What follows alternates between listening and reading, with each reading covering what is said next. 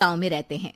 वैसे तो उनके अपने घर में ही 2 वक्त का खाना पूरा नहीं पड़ता, लेकिन फिर भी श्याम हर रोज किसी न किसी नए मेहमान को दोपहर के खाने पर घर ले आता है। एक दिन राधा कहती है, ये क्या है जी, जब आपको पता है कि हमारे पास अपना पेट भरने तक का खाना पूरा नहीं होता, फिर क्यों रोज किसी न किसी नए मेहमान को घर लेकर आ जाते हो? ऐसे तो जिंदगी जीना मुश्किल हो जाएगा। मेहमानों को खिलाना पुण्य का काम होता है, इससे भगवान खुश होते हैं। तुम क्यों उसके बीच में आकर पाप की भागीदारी बन रही हो?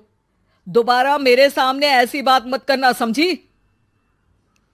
इसी तरह राधा बहुत बार श्याम को समझाने की कोशिश करती है, पर वो हर बार एक ही बात बोलकर उसे चुप करा देता है।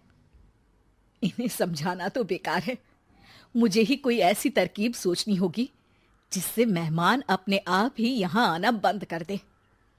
राधा तरकीब सोचने में लग जाती है और इसी तरह कुछ दिन बीत जाते हैं। एक सुबह श्याम बिना कुछ बताए जल्दी घर से निकल जाता है और राधा अपने काम में लग जाती है। कुछ घंटों बाद श्याम अपने एक दोस्त के साथ घर वापस आता है। सुनो राधा, आज दोपहर के लिए 3 मेहमानों का खाना बनाकर रखना, और याद रखना उनकी खातिर में कोई कमी ना हो। श्याम की बात पर राधा हैरानी से उसकी तरफ देखने लगती है, लेकिन दोस्त के साथ होने की वजह से कुछ बोल नहीं पाती।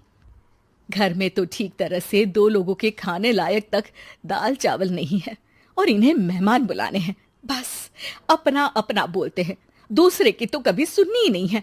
क्या करूं मैं? राधा क्या करूं क्या नहीं की उलझन में फंसी ही होती है कि उसके दिमाग में एक तरकीब आती है, जिस पर वो श्याम और उसके दोस्त के घर से बाहर जाते ही रसोई में से सिलबट्टा निकाल कर लाती है।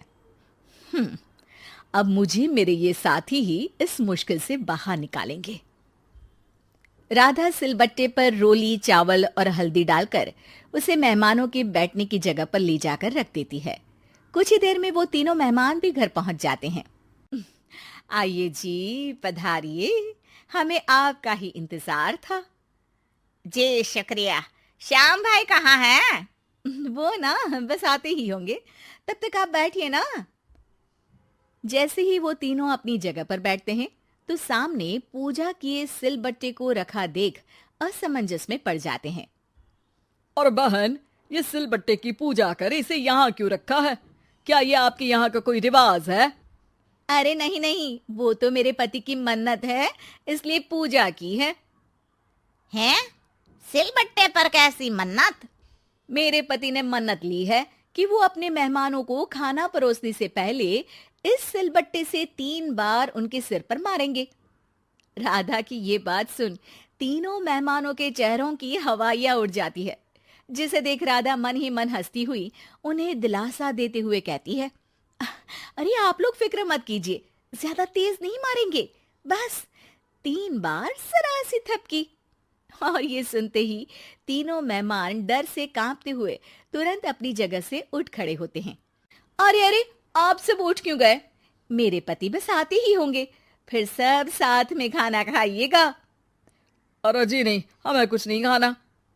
ये कहकर तीनों मेहमान बिना एक पल की और देरी किए घर से बाहर भाग जाते हैं, जिन्हें जाते हुए घर के अंदर आता श्याम देख लेता है। अरे वाह राधा, उन तीनों मेहमानों ने तो बड़ी जल्दी खाना खा लिया। नहीं ना, बिना खाए ही चले गए। अरे वो क्यों? क्योंकि वो खाने से पहले मुझसे ये सिलबट्टा मांग रहे थे, तो मैंने बोल दिया कि मेरी माँ ने दिया है, मैं नहीं दे सकती। बस फिर वैसे ही चले गए। राधा की बात सुन श्याम गुस्से से लाल होकर उस पर चिल्लाने लगता है। तुम पागल हो क्या? मेहमान को नाराज कर दिया। मेहमान जो मांगे उन्हें वो देना हमारा फर्ज है। इतनी सी बात तुम्हें कब समझ में आएगी? मैं अभी उन्हें ये सिलबट्टा देकर वापस घर में ले आता हूं, तुम खाना तैयार रखना। अब श्याम सिलबट्टा उठाए घर से बाहर निकल जाता है और मेहमानों को ढूंढना शुरू कर देता है, जो उसे पास में ही एक पेड़ के नीचे बैठे दिखते हैं। श्याम उनके पास पहुंचने ही वाला होता है कि वो उसे सिलबट्टे के साथ आता देख दोबारा भागना शुरू कर देते हैं, जिस पर श्याम भी उनके पीछे भागने लगता है। अरे रुको, मैं आप लोगों को ये देना चाहता हूं। अरे आप लोग रुको तो सही। अरे भाई, ये तो हाथ धोकर पीछे पड़ गया है। अरे जुबान कम और पैर तेज चलाओ। वो तीनों पिटाई के डर से और ज्यादा तेज भागने लगते हैं। इसी तरह तीनों मेहमान आगे आगे और श्याम सिलबट्टे के साथ उनके पीछे पीछे पूरे गांव में घूमते हैं, जिससे धीरे धीरे गांव में ये खबर फैल जाती है कि श्याम दयालु और उदार इंसान तो है, लेकिन अब से वो किसी की भी मेहमान नवाजी से पहले सिलबट्टे से 3 बार उसके सिर पर मारेगा, जिसके प्रभाव से अब लोग उसके घर खाने पर आना बंद कर देते हैं। मैं तो उन्हें सिलबट्टा देने जा रहा था और लोगों को लगा कि मैं मार रहा हूं। कितना बड़ा बेवकूफ हूं। अब मेरी ही वजह से कोई यहां खाने पर आने के लिए तैयार नहीं है। इस तरह राधा अपनी होशियारी और सिलबट्टे की मदद से श्याम के मेहमानों वाली आदत से छुटकारा भी पा लेती है और घर की शांति भी भंग नहीं होती। जरूरी नहीं कि हर जंग हथियार से ही लड़ी जाए। कुछ के लिए सिर्फ दिमागी चाल ही काफी होती है, और अगर शांति के साथ अच्छे से दिमाग लगाकर सोचा जाए तो मुश्किल से मुश्किल समस्या का समाधान मिल ही जाता है।